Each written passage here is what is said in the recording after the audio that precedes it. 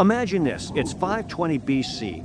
The once mighty Jerusalem lies in rubble. The Jewish people, back from decades of exile in Babylon, are starting over. But something's missing. Enter Haggai, a prophet with a message so urgent, it's like a wake-up call from history itself. Welcome to the book of Haggai, 2 tiny chapters packed with big ideas.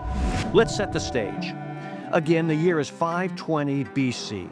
Under King Darius of Persia, a superpower stretching from India to Egypt. The Jews had been dragged into exile 70 years earlier when Babylon crushed their city and torched their temple. Now they're back, but life's tough. They're rebuilding homes, scraping by, and the temple, it's still a pile of stones. That's where Haggai steps in. Haggai's got fire in his voice. On August 29th, 520 BC, yep, we've got the exact date, he calls out to people. You're building your houses, but God's house is a wreck.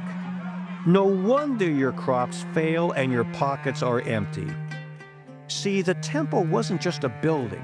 It was the heartbeat of their identity, their very connection to God.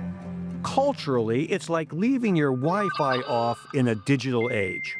Total disconnect. Haggai's words hit hard. In just 24 days, the people start rebuilding.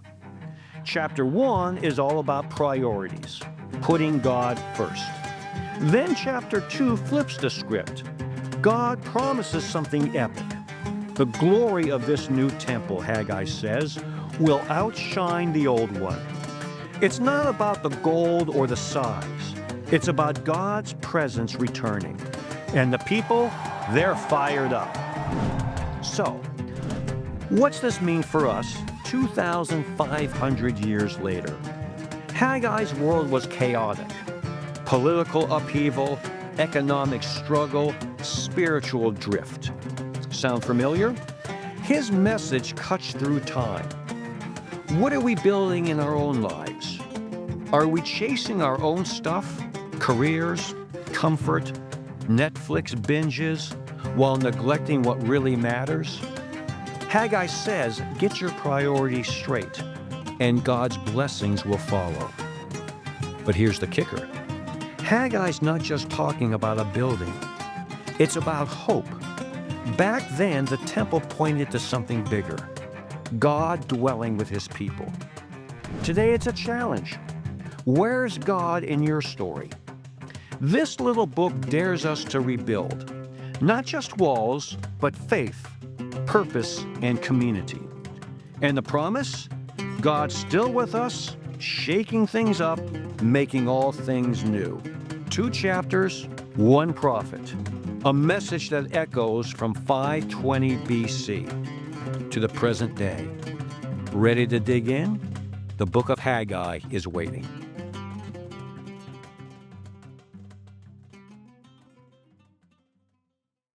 Hello everybody and welcome to FreshCatholic.com. I'm Charles Merritt, and as many of you know, my collaboration here with Fresh Catholic comes in 4 different forms. I call them 4 different tracks. One form or one track is I teach multi-episode theology courses, and I think we've done about 7 or so of those. A second form or second track is a Bible study track, of which I've done 1 so far, a 21-episode, 21-hour deep dive into the Gospel of Mark. A third track or form we call one-offs, where I take a single episode and kind of unpack a single topic. And then the 4th track or 4th form is I've been a guest on Lori's Monday podcast, I think 4 or 5 times. So my collaboration takes those 4 forms or those 4 tracks. I say that because this is the first episode of the next edition that we're going to do for track 2, Bible study. We've done 1 Bible study so far. That was in the New Testament, the Gospel of Mark. This will be the first episode of our 2nd Bible study, so you can kind of file this under track number 2, a Bible study track. So that's the first thing. The second thing, fair warning now, okay, the first Bible study, Gospel of Mark, it was in the New Testament. This Bible study will move from the New Testament to the Old Testament. Now I'm peering into this camera lens and I'm seeing some people, as soon as I mention Old Testament, right, maybe some eyes are glazing over. Maybe some people are trying to stifle yawns. Maybe some of you are quickly reaching for the log off button saying Old Testament, no thanks, okay? But hang in there, okay? Because, the Old Testament, number one, it is part of the Bible. And St. Peter tells us in one of his letters, all of Scripture is profitable. That includes the Old Testament. And Jesus himself on that road to Emmaus, when he was walking along with those couple of disciples and they had not recognized him yet, kind of unpacked the Scriptures for them and showed that how all the Scriptures point to him. And at that point, the Scriptures were the Old Testament. So we don't want to fall into the trap of thinking the Old Testament is some dusty old book that records people and events long ago that have absolutely no application or no relevance to my life today. Yes, it records people from long ago. Yes, it records events from long ago. But hopefully, as if you stick with this Bible study, the one thing you'll come to realize is those people and these events completely relevant, completely applicable to our lives today. That's what makes Scripture so timeless. So the first thing is we're going to go from our first Bible study, New Testament Gospel of John, to this Bible study, which is Old Testament, okay? But it gets better. Notice I didn't say worse, it gets better. In the Old Testament now, we're going to be looking at one of the prophets. And again, if you're thinking, oh, the prophets, yeah, those guys, Isaiah, Jeremiah, Ezekiel, Hosea. Again, eyes may start to glaze over. Yawns may start to be stifled. You're trying to resist hitting that log off button. So you're thinking, okay, Old Testament, okay, Charles. Specifically, one of the prophets, okay, Charles. And then here's the third kicker, right? The prophet we're going to look at is a prophet that most people don't even think is a prophet. In fact, they've never even heard of the guy. And if they were asked where to find his book in the Bible, specifically in the first half of the Bible, the Old Testament, probably wouldn't be able to do it. Which brings us to the kind of the punchline here. The second Bible study is going to be an Old Testament Bible study of the book of the prophet, are you ready? Haggai. Now, I'm hearing a chorus. Who? What? Haggai? There is such a guy. He was a prophet. He wrote a book. Where? Exactly. That's why we at Fresh Catholic, one of the things we want to do is really, kind of get across the fact that the Old Testament is very applicable, very relevant to our own lives. I mean, you want life lessons? You're talking Old Testament, okay? Because again, the Old Testament, these individuals were human beings just like we are. They're flesh and blood just like we are. They're going through the same types of trials and tribulations and obstacles and setbacks and highs and lows and sufferings that we are, okay? And that's what makes the Old Testament, that's what makes the Bible so timeless. So we are going to embark on Bible study number 2 here at Fresh Catholic. Old Testament, a Bible study on the book of the prophet Haggai. All right. Now, here's the next piece of the puzzle. I just happen to have a Bible here, okay? And the book, if you're having trouble finding the book of Haggai in the Old Testament, you're not alone. Because his entire book, okay, the book of the prophet to Haggai, 2 chapters, that's it. And those 2 chapters combined, 37 verses. It's a very, very, very small book. How small? Let me see if I can show you a visual here. If you can, and I'm not sure if this is in camera range. Is it, Simon? Okay. See what I'm holding up? That little razor thin 2 pieces of paper, that is the book of Haggai in the Bible. It's 2 pages long, 2 chapters, 37 verses. Now, let me hit the pause button. I know what you're thinking. You're thinking, okay, Old Testament, I'm not too sure about that. One of the prophets, I'm not too sure about that. This guy named Haggai, who I never even realized was a prophet, I'm not too sure about him, but how bad can it be? It's only 2 pages in the Bible, 2 chapters, 37 verses. The whole Bible study is going to probably only be 1 episode. Well, not exactly. If you've been with me in my teaching here at Fresh Catholic, you know that, I don't like to water ski across the surface. I like to deep sea dive because I figure, if we're going to teach theology, we're going to do Bible studies, whatever, we're going to do them right. So yes, 2 pages in the Bible, yes, 2 chapters, yes, 37 verses, but when I teach this to a live audience or in a classroom, I teach off of PowerPoint slides because I talk off of them to give them a visual, okay? These are the PowerPoint slides for the 2-page, 2-chapter, 37-verse book of Haggai. There's 55 PowerPoint slides, which tells us, number one, that even though it's a very small book, it's small but mighty.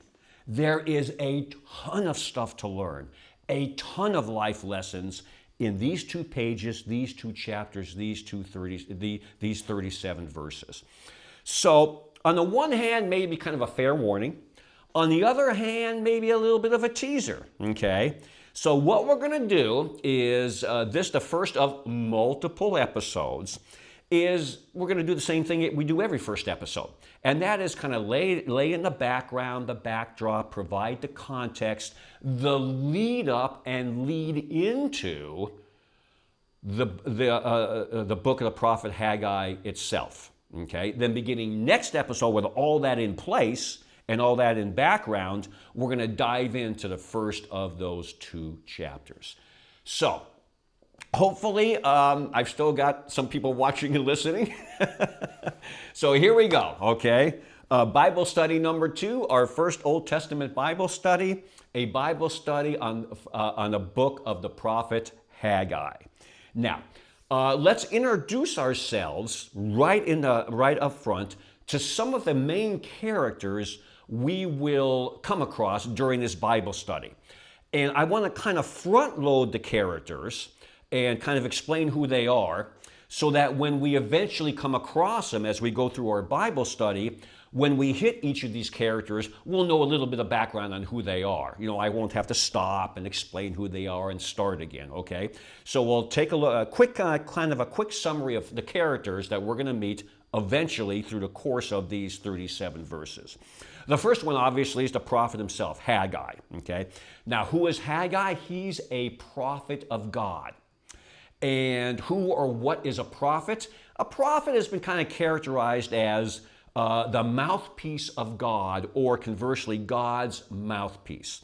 A prophet is an individual God has chosen, has raised up, and has called to deliver a message he wants to be delivered to at a certain time, at a certain place, to certain people. Okay? The prophet delivers that message from God to those people at that time and in that place. So it's God's message that the prophet delivers, not his own. It's been kind of said that a prophet does not write or deliver his own sermon. He delivers the sermon God writes for him. Okay? So that's who a prophet is. That's what a prophet is the mouthpiece of God. Okay? Now, there are basically 2 main types or categories of prophets. There are what's called the major prophets and the minor prophets. And what distinguishes a major prophet from a minor prophet? Not that the major prophets are more important or more significant. That's not the distinction, okay? The distinction between what makes a prophet a major prophet versus a minor prophet is not their relative significance or importance, because they're all important, they're all significant. It's that the major prophets are the ones that wrote the larger books. The minor prophets are the ones that wrote the smaller books. And Haggai is one of these minor prophets because we've already indicated his book is only 2 chapters and 37 verses. So Haggai is a prophet. Moreover, he's a minor prophet. The other way prophets are characterized is they're characterized as pre-exile or pre-exilic prophets and post-exile, post-exilic prophets. Because as we'll come to find out when I kind of trace in a real brief fashion some background here, eventually, for reasons that we'll talk about, the Israelites, they were exiled out of the promised land, right? Well, during the time period before the exile, okay, God would send prophets warning them, change your ways, step away from the idolatry, come back to me, or else, okay? So the prophets that came before the exile that warned the people what would happen if they didn't change their ways, they were pre-exile or pre-exilic prophets. Then you have the exile, and the people are exiled, okay? And God sends prophets during and after the exile, basically to encourage them, okay? That, hey, God has not abandoned you, okay? God is still your God, you're still his people, and there will come a time, right, where you will be brought back. So those prophets were called post-exile or post-exilic prophets. Haggai is a post-exilic prophet, okay? So Haggai is a prophet, he's a minor prophet, he's a post-exilic prophet. Okay, and again, these prophets basically reminded, encouraged the people, God has not abandoned you. He is not reneged on his promises. He's still with you, so you still stay with him. So that's who Haggai is. Now, as we go through his book, we'll meet a couple of other individuals, some other main characters. Okay, the king at the time is an individual named, well, and I've heard his name pronounced 2 different ways, Darius or Darius. He's the current king. The previous king is Cyrus. And keep Cyrus in mind because he's going to play a huge role. And then you're going to hear an individual by the name of Zerubbabel, okay? He is going to be basically the civic leader of the people. He's going to be responsible for getting the temple rebuilt. And then you have Joshua. He's going to be the religious leader of the people. He's going to be responsible for the worship services when the temple gets rebuilt. So as we go through the book, you're going to hear obviously Haggai. You're going to hear Cyrus. You're going to hear Darius or Darius, you're going to hear Zerubbabel, you're going to hear Joshua. And that's a little background on who these individuals are, okay? Now,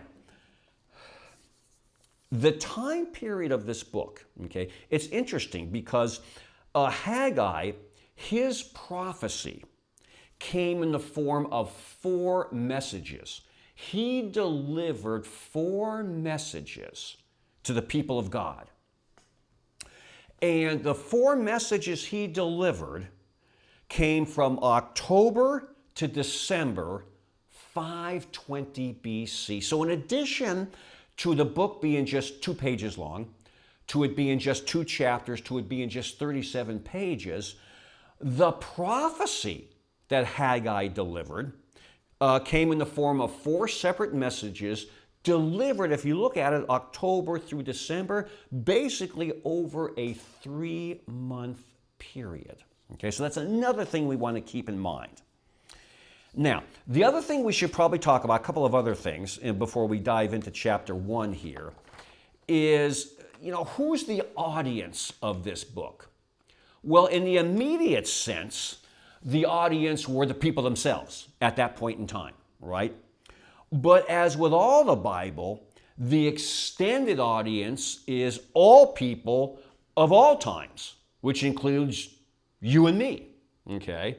So us in our day and our time form the kind of the extended audience of this particular book, all right?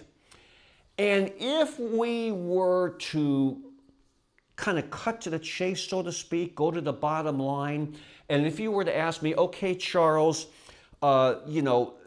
before we begin this actual Bible study on the book of Haggai, what would you say would be the theme of the book?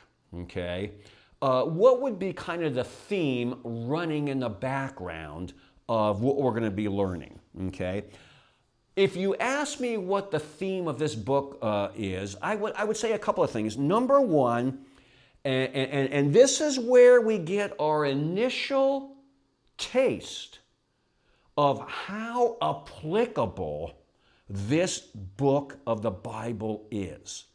Because the themes, I would say one theme would be having your priorities straight. Because as we're going to find out, one of the reasons God sent Haggai to deliver the messages he did to these people is they did not, by any stretch of the imagination, have their priorities straight. Their priorities were completely misplaced. Sound kind of familiar? Yeah, I know it is for me. So one theme is having your priorities straight. A second theme, kind of in concert with that, is putting first things first. Another theme might be doing God's work God's way.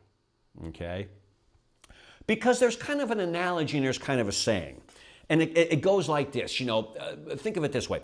Each day, again, an analogy here, each day we're given a coin, so to speak, right?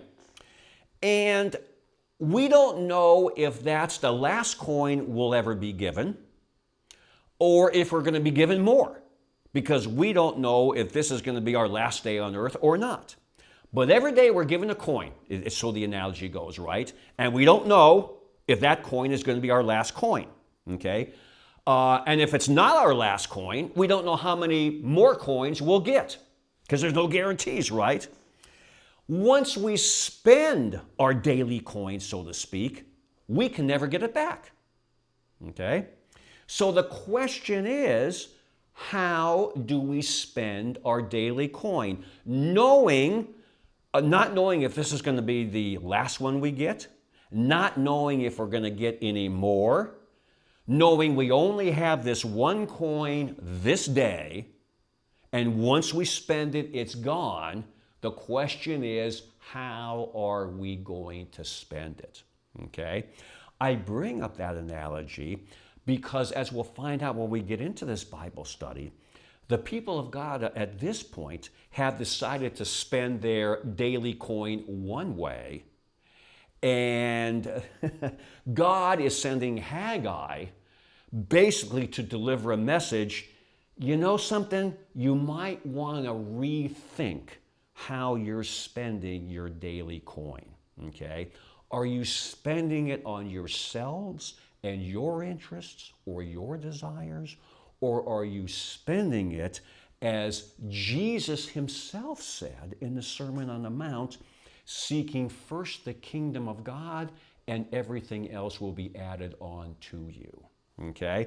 So putting priorities straight, putting first things first, doing God's work God's way, keeping your eye on the ultimate ball, spending your daily coin rightly, all of those are, I would submit, incredibly relevant and applicable to our daily lives, okay? Hence, our Bible study on the book of Haggai. So, with all of that in place, okay, a couple of other things let's tuck in the back of our minds that this book brings out. And as I go through this list, in addition to, making sure your priorities are straight and putting first things first, let me go through a couple of other items on the list that the book of Haggai brings out, okay, in the background, and see how true this is in our own lives, okay? Here's the first one. All of us who believe God should be first and foremost, the center of our lives, but oftentimes our actions don't show that, okay? We all say, yes, God should be first. He should be the center of our lives. In fact, depending on what parish you're at, oftentimes there's a song that's sung multiple times throughout the liturgical year, center of my life, okay? So all of us would agree, I would imagine, that God must be number one, the center of our lives. But then how much and how often do our daily lives reflect that? Okay? That's going to be brought out in the book of Haggai. Here's a second thing to consider, okay?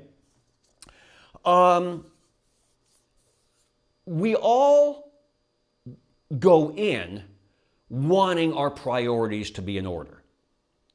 But oftentimes they get misplaced and out of order. And do we recognize that when it's happening?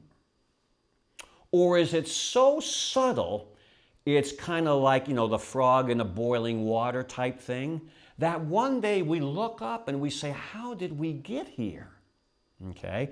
That is going to be brought up in the book of Haggai. All right? A third thing, okay? All of our lives are super busy. Arguably, people's lives have never been more busy and frenetic than they are now. The amount of stimuli that we're taking in and the busyness of our lives is at an all-time high, right? How often do we get so immersed in our daily lives that maybe we go through a day or days and we don't pray? Or maybe we don't even really think about God, okay? That's brought up in the book of Haggai.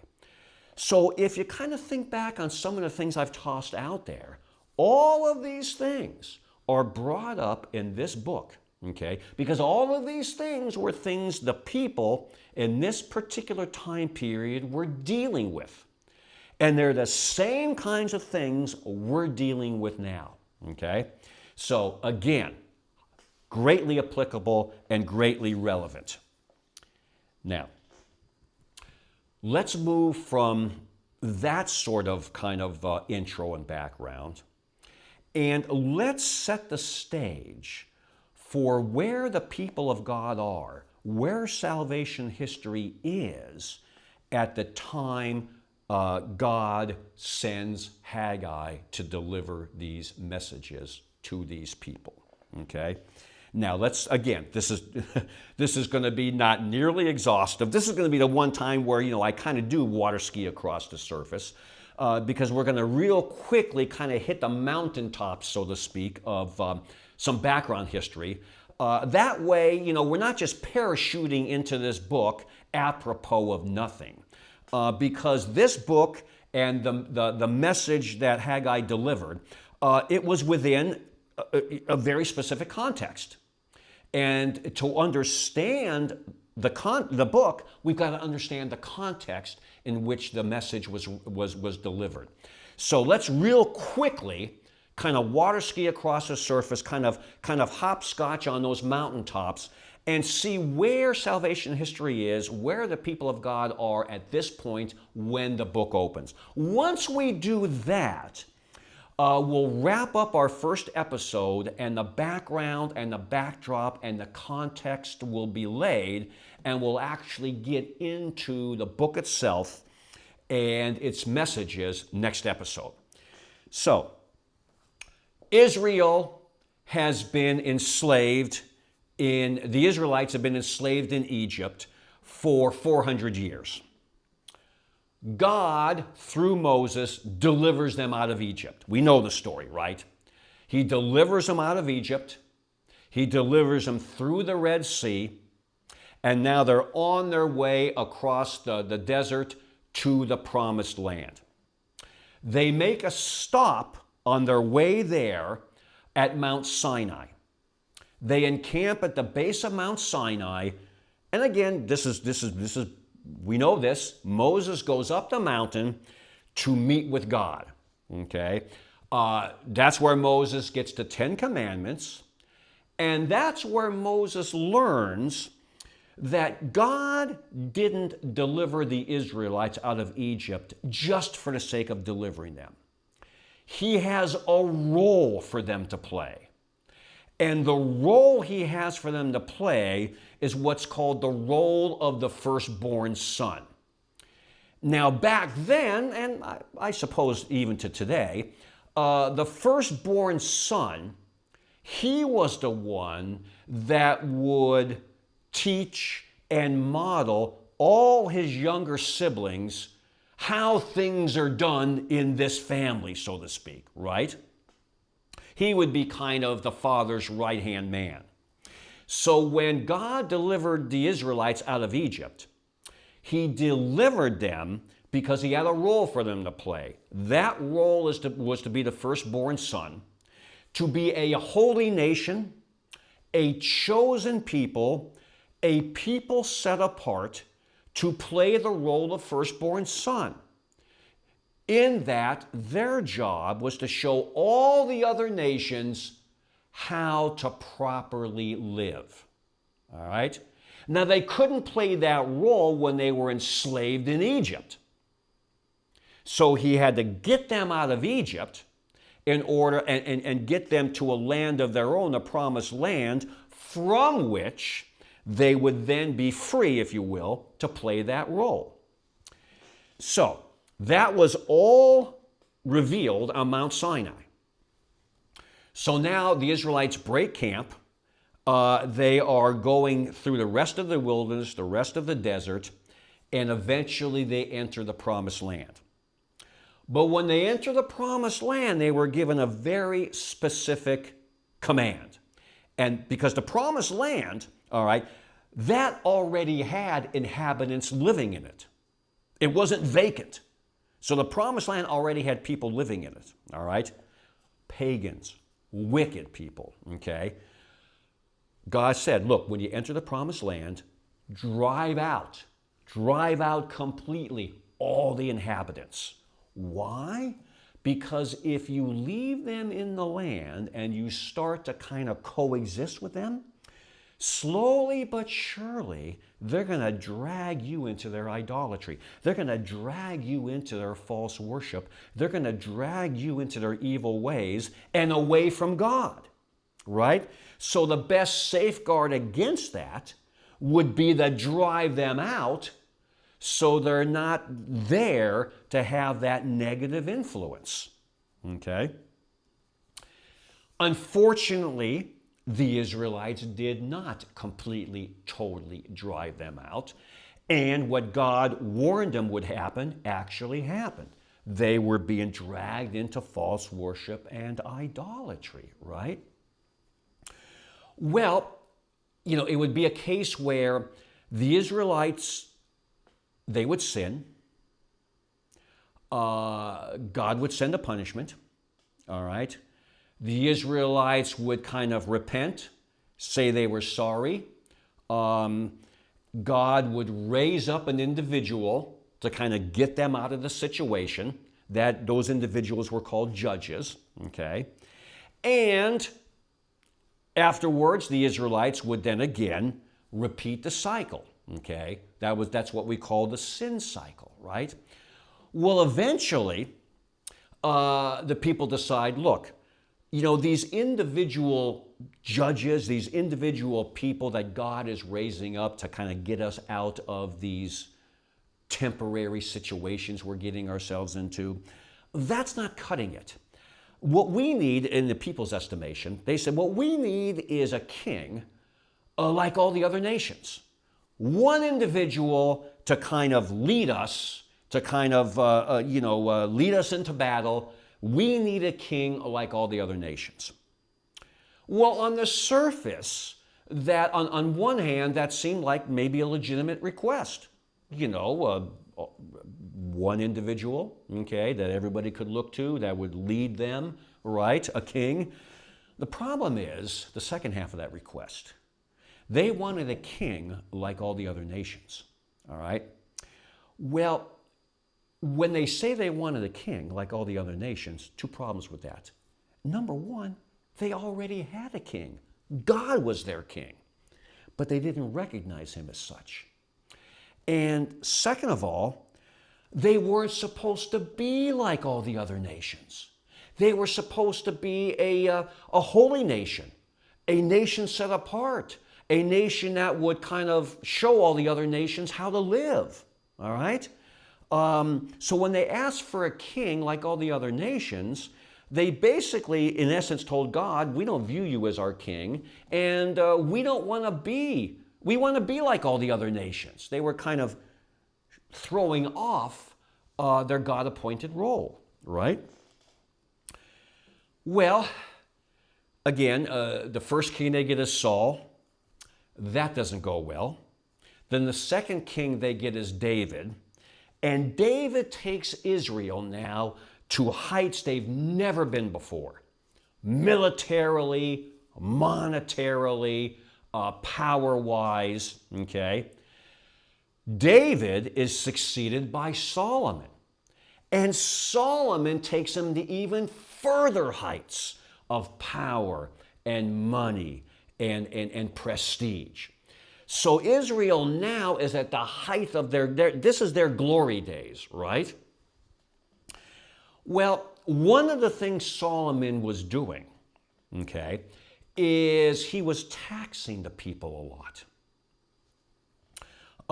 to build his military, to build what he was building. The people were getting taxed a lot, right? So Solomon dies, and one of his sons, Rehoboam, succeeds him.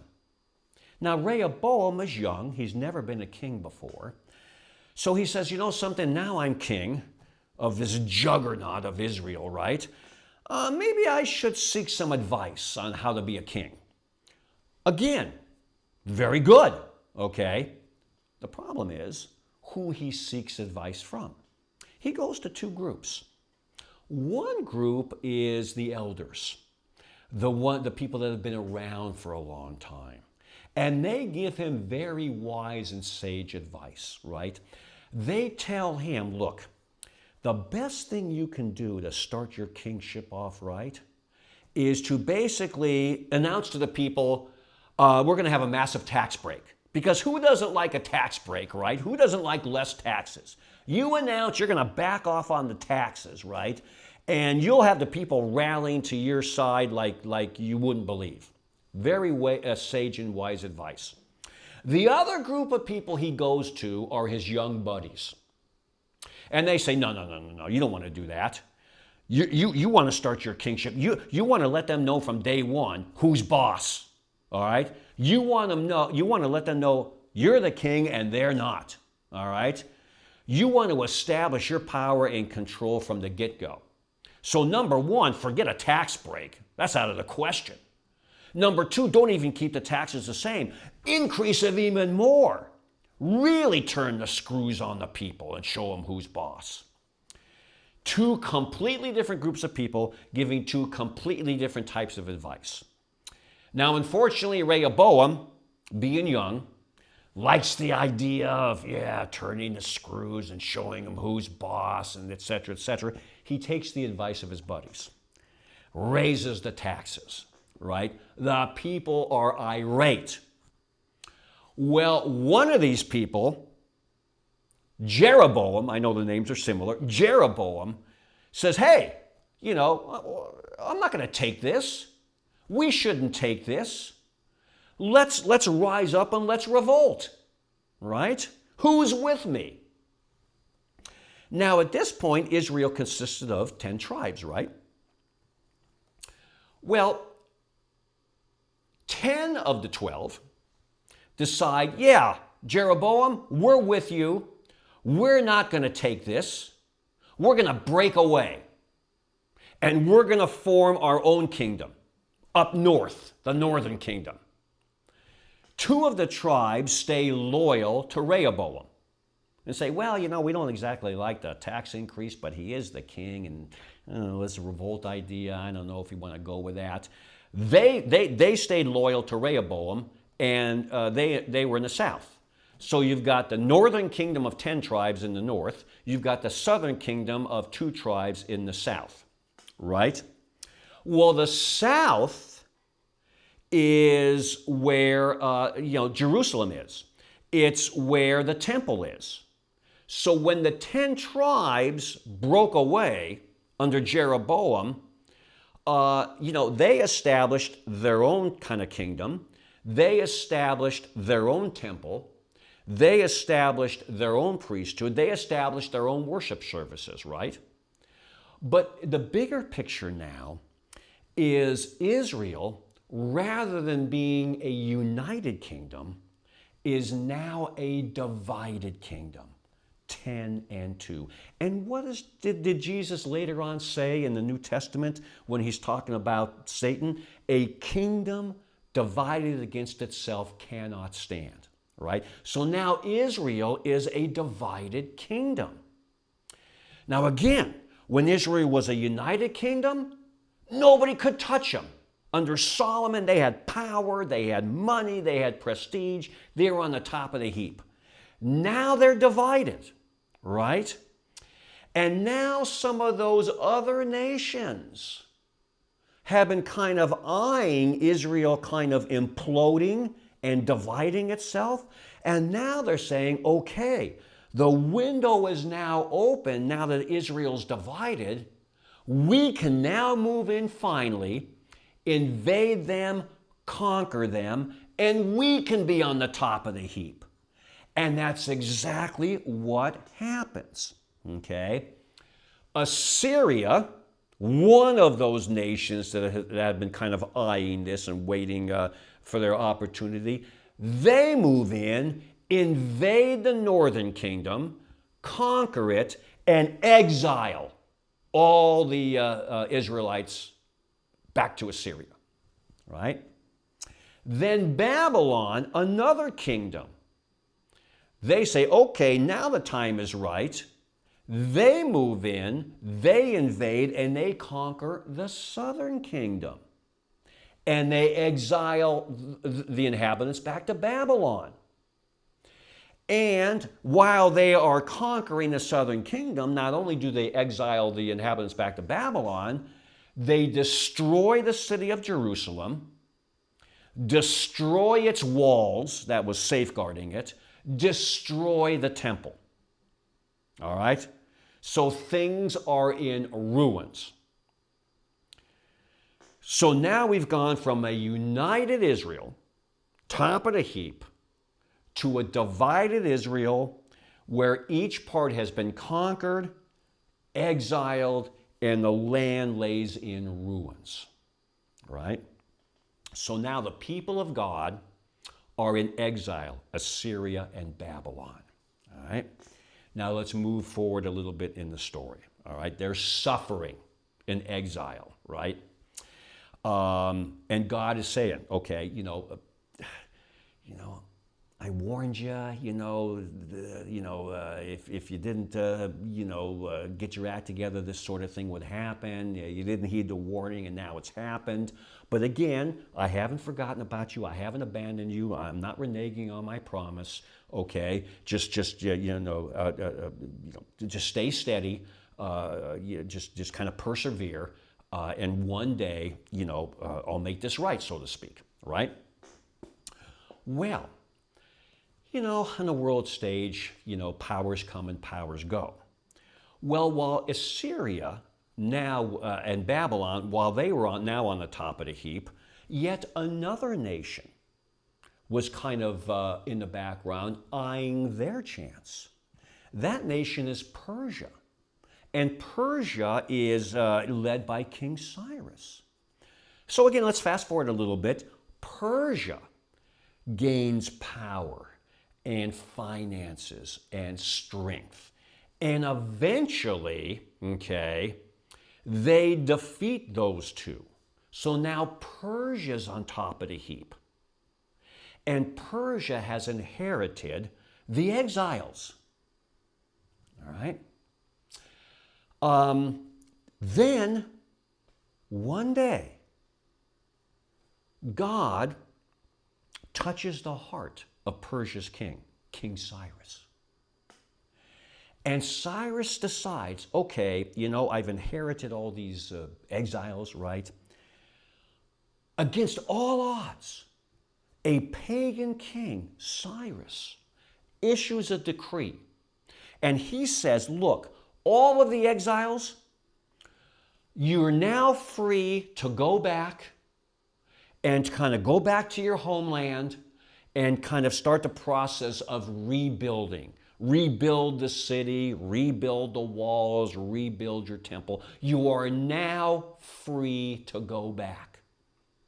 Unbelievable, which shows us God can even work, God can and does and did work through pagan rulers, pagan kings to move his plan along, okay? Because Cyrus was a pagan king of a pagan nation, and God moved his heart to such a degree that he allowed the exiles to go back to reestablish their homeland. Now, at this point, you would think, oh, this is unbelievable. I mean, you would think the exiles couldn't get out fast enough. There would be like a land rush through the door, right? They'd be tripping over each other to get out and get back to their homeland and start rebuilding Jerusalem and the temple and get things back to where they were before, right? Curiously, only a relative few come back. They come back in 3 separate ways.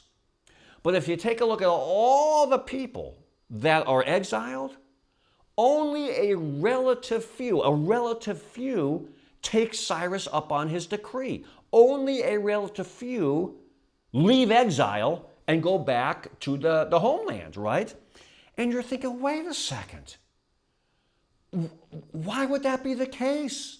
You would think every last man, woman, and child would be rushing out the door to get back. Only a relative handful took Cyrus up on his offer. Only a remnant, as they were called.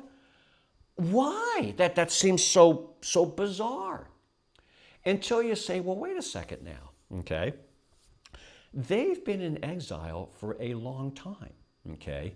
Assyria, Babylon, now Persia inherited them. So they've been in exile for a long time, okay? You've got a lot of those people, okay, that have spent the better part of their lives in exile. That's the only thing they know.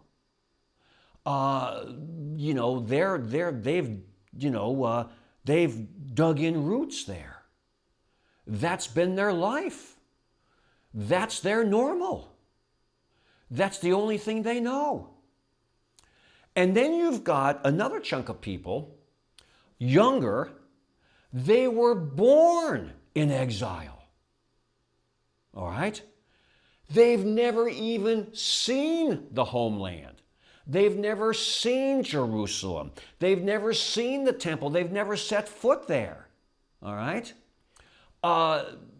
So you've got a chunk of people who have lived the majority of their lives in exile. That's the only thing they know. You've got another chunk of people, the younger people, that were born in exile, that have never been back to the homeland, right?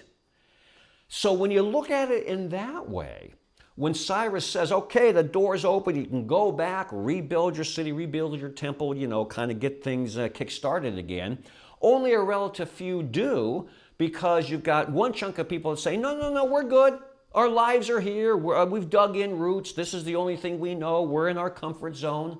And you've got another group of people that say, I was born here. I've been raised here. I've never even set foot in Jerusalem or the temple? I have no idea. Okay? That's why, even though on the surface it sounds kind of weird, that's why only a relative handful, a remnant, go back, right? So now this remnant goes back, right? And what do they find? Remember, Jerusalem was completely destroyed. The temples were completely the walls were completely destroyed. The temple was completely destroyed. It's a wasteland. It's piles and piles of rubble. So when the remnant gets back, they take one look at this and they're going, oh my goodness. This, we couldn't even imagine this. This place is in complete ruins. Rubble everywhere. Where do we even get started? Okay. But eventually they do. All right? Now, we're getting closer now, right? Eventually they do. They say, okay, in essence, we're here, we're back. A journey of 1,000 steps starts with a single step, right?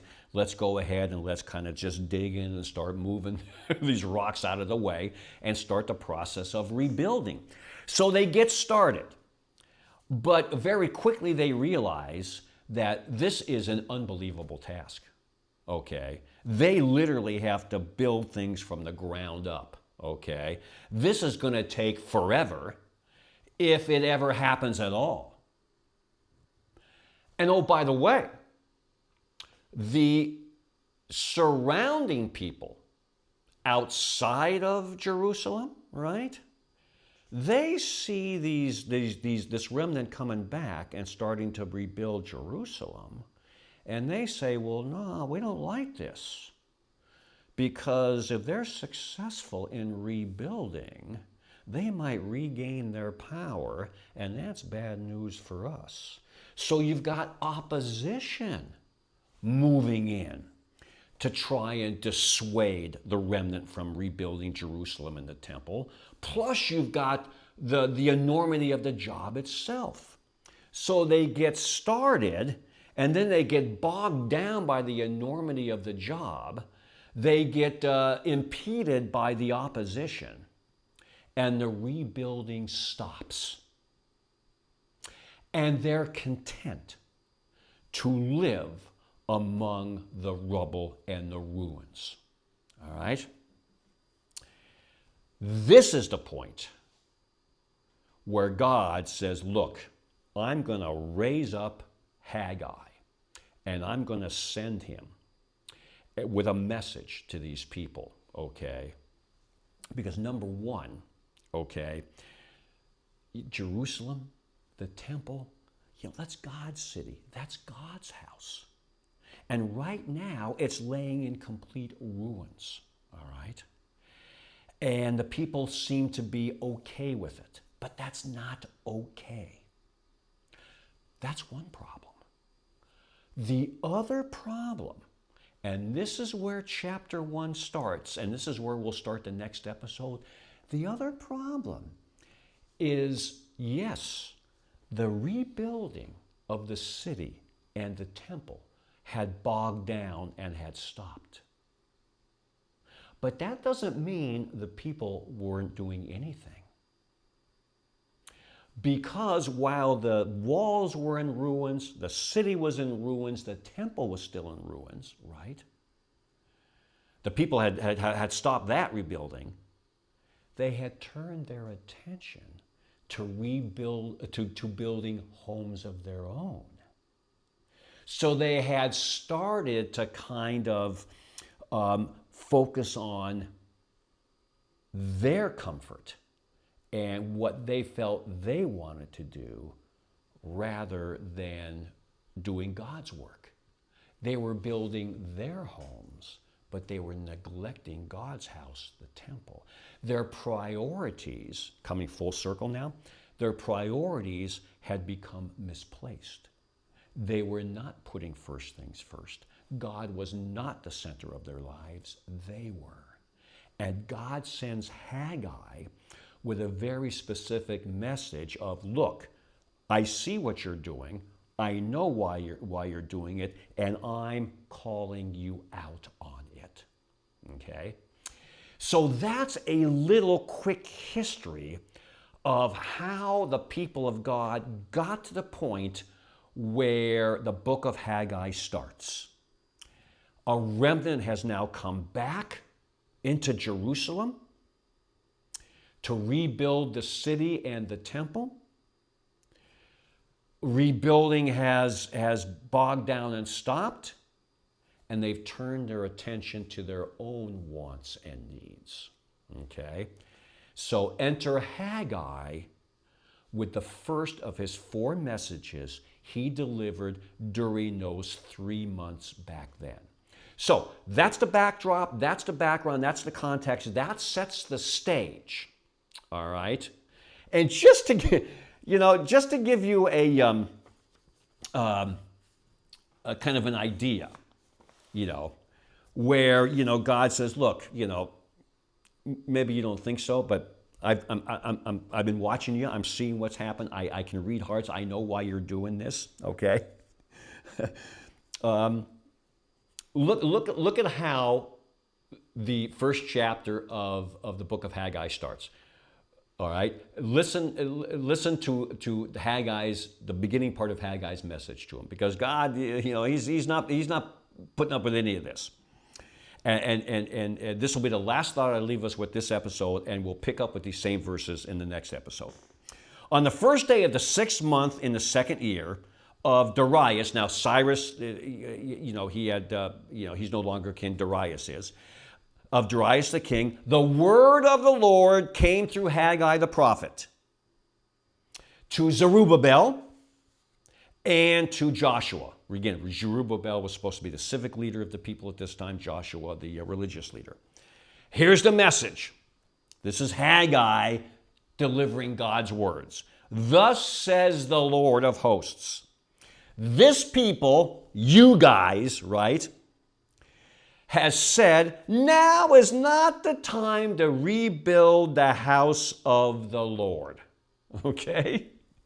So Haggai comes to the people and says, look, okay, God sees what you're doing. You've quit rebuilding his city and his house, the temple, and you've turned your time and effort to your own houses, right? And the excuse you're giving yourselves for doing that is, now is not the time to rebuild the house of the Lord. Okay? In other words, God, reading their hearts, knows what they're thinking is, you know something? This whole business of rebuilding the walls and rebuilding the city and rebuilding the temple, yeah, that's important. And we'll get around to it, okay? But we got better things to do.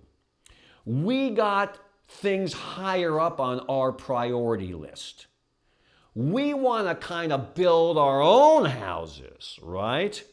And kind of get our own comfort in place. Then when that's done, then we'll think about doing God's work. Talk about relevant and applicable. Yeah, God, I'll get around to fill in the blank, right? But right now, I got bigger fish to fry. All right? How many of us have been guilty of that, right? I know I have. All right? That's the way the book of Haggai starts, okay? So with all of this in place, hopefully you've been able to stay with me through this kind of background and context. So beginning in episode 2, we will start the first of the 4 messages God delivers to these people through the prophet Haggai. And we'll find out that, you know something? God doesn't pull any punches. God knows what they're doing. He knows why they're doing it. He doesn't pull any punches. He puts it right out in front of them. He puts the mirror right up in front of their faces. All right? And as we go through this Bible study, our job, if you will, our challenge is to put that same mirror that he put up in front of those people back then, to put that same mirror in front of us and see if we're not kind of guilty, if you will, of the same kind of thinking and actions they were. Okay? So with that, Old Testament, book of Haggai, hopefully I've whetted the appetite. Hopefully you'll stay with us in this Bible study and you'll get a completely different feel for how relevant and applicable the Old Testament is. And Haggai hopefully will do that for us. So until next time, thank you for supporting Fresh Catholic. Thank you for hopefully supporting this Bible study. Hopefully it's not a one episode and done thing for you guys. And until next time, take care and God bless.